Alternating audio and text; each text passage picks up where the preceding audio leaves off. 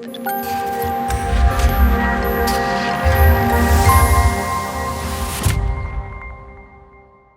morning, Harry. Good morning, Sebastian. How are you doing? I'm glad we have another show today.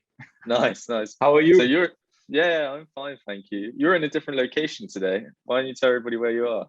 Yeah, I'm somehow up in an office from my security company in Regensburg, but just today. And today I'm going back to Romania. Yeah. Nice. And I'm in very sunny England. Yeah, it's wet. sunny. Wet. I was wondering if it's sunny in the UK in October. So for those of you who haven't seen the show before, this is just a informal chat between Sebastian and I, where we talk about all sorts of things, but mainly around starting your own business, starting your own agency, doing your own freelance career. That's kind of the topic we're on at the moment. If you guys have any ideas, let us know in the comments. And if you can help us out by subscribing, that tells us that we're doing the right thing. And if we're not doing the right thing, tell us in the comments, because we'll 100% listen to you and try and make this as good as we can. Sebastian and I have a lot of experience from the past couple of years, so I'm sure there's stuff that we can help you out with if you let us know what you're struggling with. Would you like to go first this week, Sebastian? Yeah, sure. Let me remember what was the question that I wanted to ask. My question is, what from your point of view is the most important question somebody that starts a business should ask themselves before starting a business or an agency? Sure. It's a really nice question, actually. Off the top of my head, when they're starting a new business, I guess they need to ask themselves, do I have a niche? Do I have a specific sector that I'm going to target? And this is a mistake I made 3 years as a Webflow agency, and we had no niche. As soon as you pick that niche, you will find marketing a lot easier. You'll find sales a lot easier. You'll be approaching the same company every single time. And every time that you talk to them, you'll be learning about the same problems that they have. They all share similar problems. You become an expert in that niche. Where am I going to market on? Pick 1 or 2 platforms that you're going to market your brand on, and really focus on posting every single day. Third one, what skills do I have that are good? What skills do I have that I lack? What skills do I need to learn? And this is really important, right? Because you could be an amazing site designer, copywriter, artist, but if you're lacking sales skills or you're lacking marketing skills, then that's a hole in your career. You need to be able to do sales. You need to be able to do marketing and the work. Unfortunately, there's no magic. If you're an amazing creative, there's no magic bullet for running your own business. You can go work for someone, but we're all in the mindset of running our own businesses and running our own things. So that's really important. There's a really famous quote, which is like, the best artist is the starving artist. They can do incredible work, but if there's no money coming in, then they're in trouble. And at the end of the day, if you want to grow your business as well, at some point, maybe you're going to pick up some management skills as well. So forth. Those are the most important questions I would ask myself to begin with. But I would say, off of all of that, the biggest one I would say is, and you recommended me this, Sebastian, when you're doing that, asking yourself where your skills are, do a SWOT analysis. It's really common in business to do a SWOT analysis, so strengths, weaknesses, opportunities, and threats. Oh, excuse me. And I have, as you can see, a load of planning on this wall. Part of that was doing a SWOT analysis and figuring out what do we lack and where do we need to go to move forward.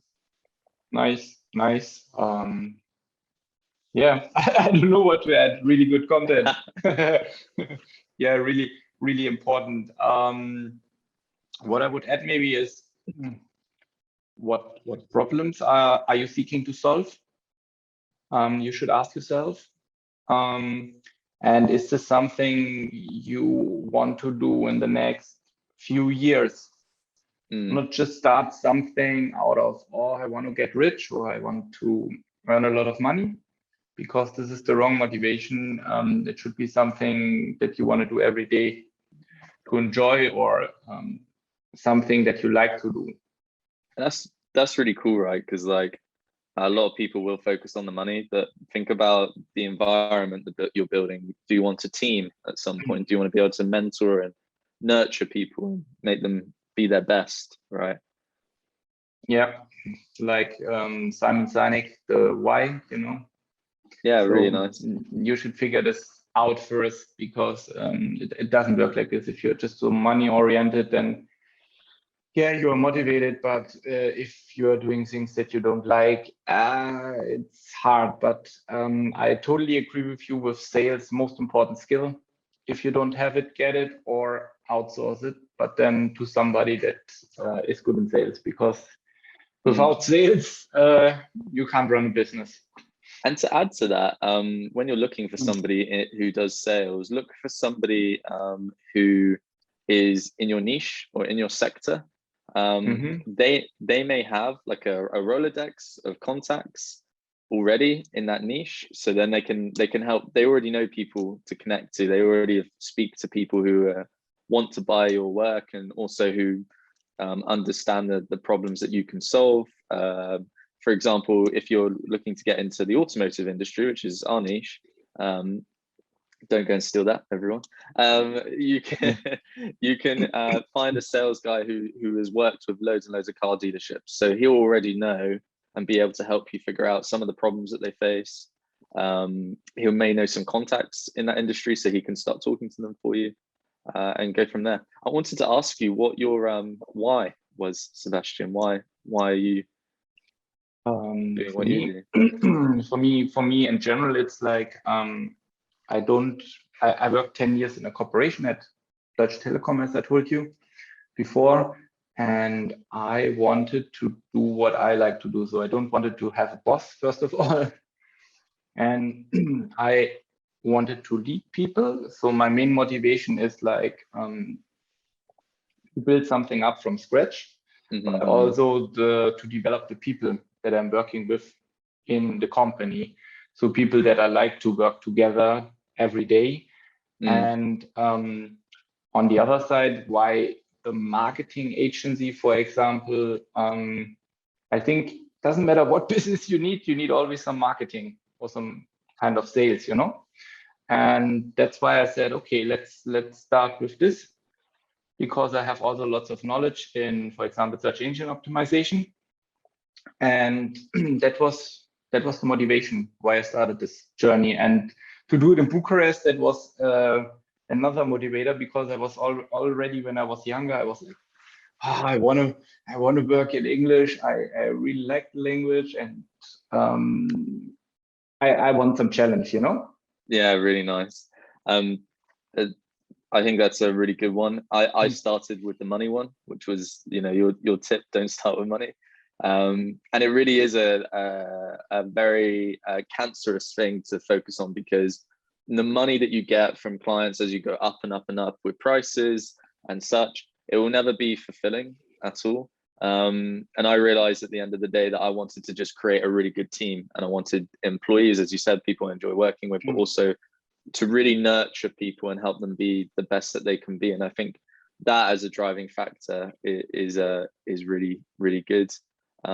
So I think from what we're saying and what you've been saying, like to focus on the why, and also to focus on something that's going to drive you overall is like the best thing you can do. Yeah, to provide added value, and for this added value, charge a lot.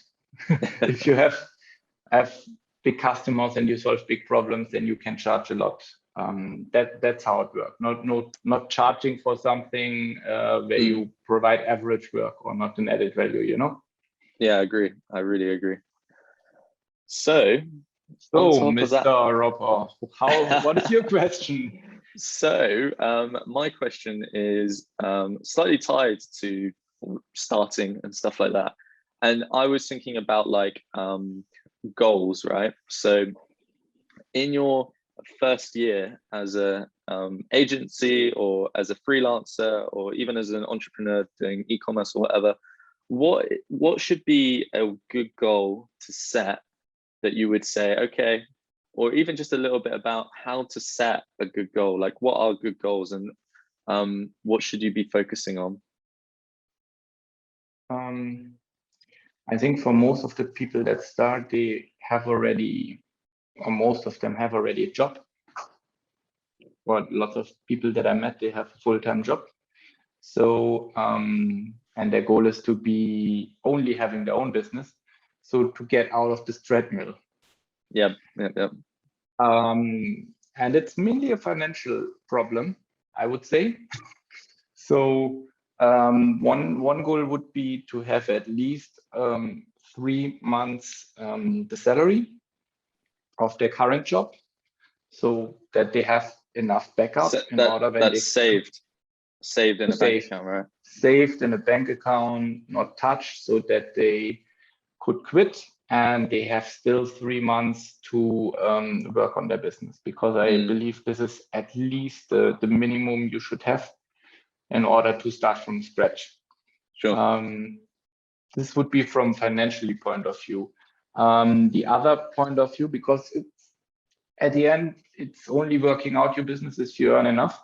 You should make a financial plan for the first year. Yep. How much do you want to make?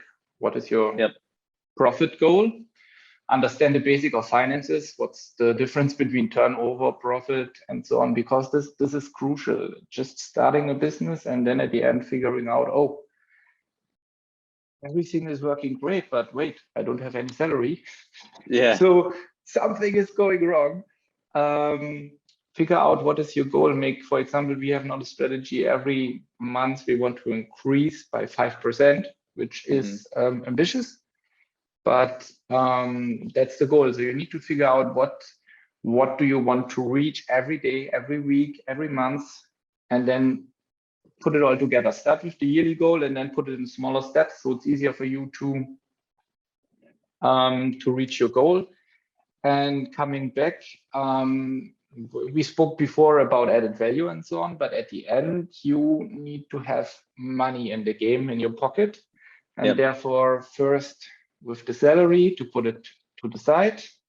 And on the other side, make a financial plan for your company, where you want to be, what is your profit that you want to have in the first year, and how many clients does this mean for you per month, per day, per week. So always calculate it to more small steps, because your brain is not so good to work with big numbers and to have like goals in 12 months.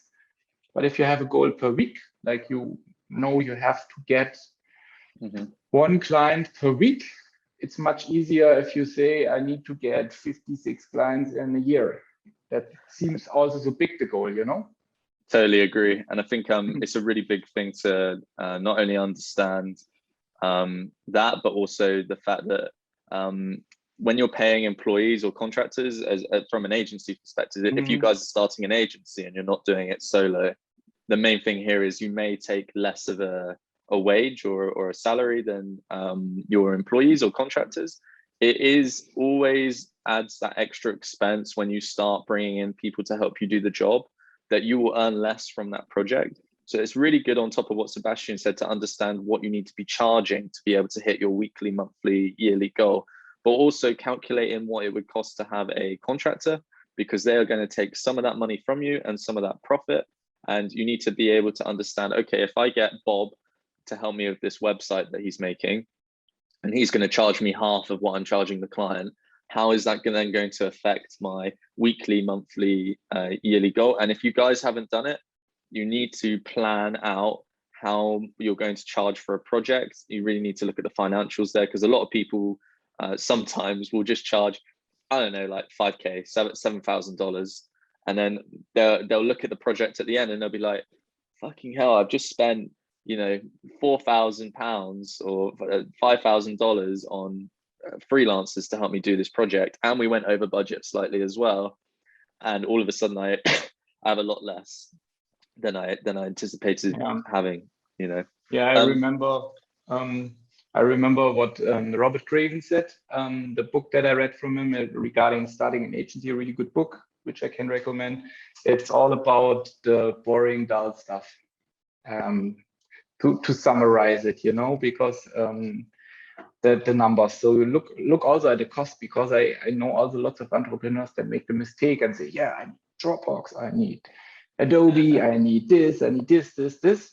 And then they wonder, whoa, where's all the money gone in your subscriptions, in your monthly subscriptions? Because it doesn't seem so a lot per month, but if it's adding up, it's a lot. So think of the tools you want to use, and if you are using them, and use them efficient, and don't buy too many things in order to increase your cost so much.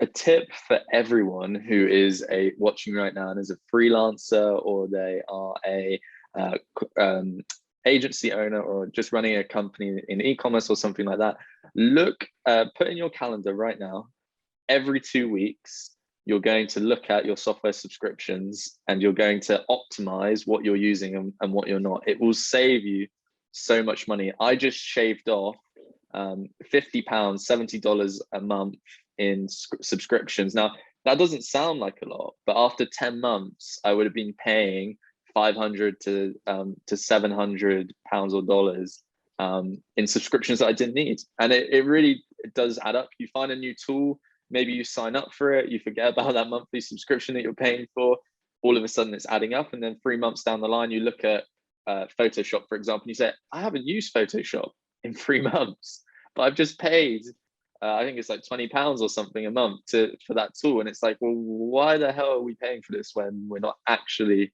using it, right? Or use for alternative software. It needs not always to be the most expensive thing. You can also do a lot of things with Canva instead of Adobe, and it's much cheaper with Canva. So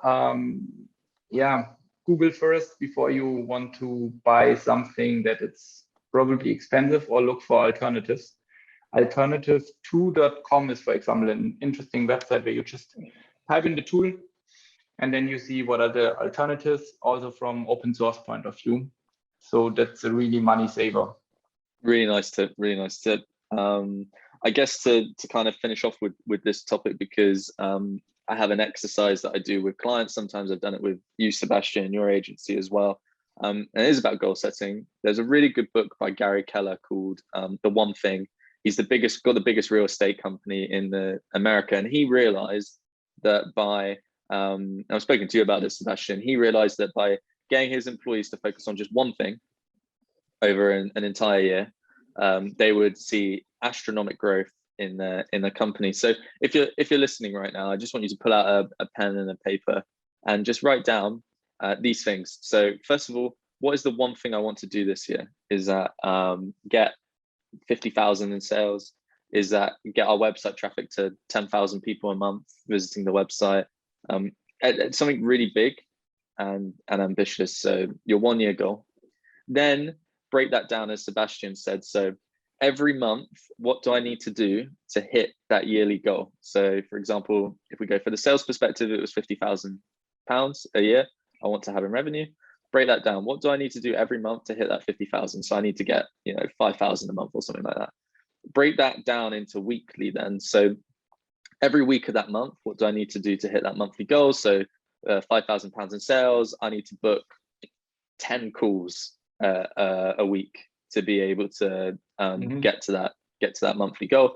Break that down into weekly. So break that down into daily. So every day I need to book 2 calls on LinkedIn or Facebook or Instagram with clients to be able to talk to them, and then break that down even further. So every day, what can you do right now? So if your daily was to book 2 calls right now, as you're listening, if your goal is to book 2 people, you need to go out and book 2 people. Despite all the work you have and everything else, your one thing every day should be, I need to book 2 calls with clients, and go from there. It's a really great way to break down that yearly goal and just focus on one thing. Nice. That's a nice end. A good motivator. Yeah. I And think. I hope. Yeah. Sorry, go Sebastian. Yeah. I totally agree with you, and I don't want to talk too much anymore because I think that was a nice ending words for today's session. Was a really So pleasure today. if you're listening, guys, what's your one thing? I think is the way to end this one off. And if you found it, let us know in the comments what you found out that it was. Yeah. Good Awesome. luck. Good luck, guys. All right. Thanks, Sebastian. Good to see you. Thanks, Harry. Have a nice day. Bye bye. Bye bye.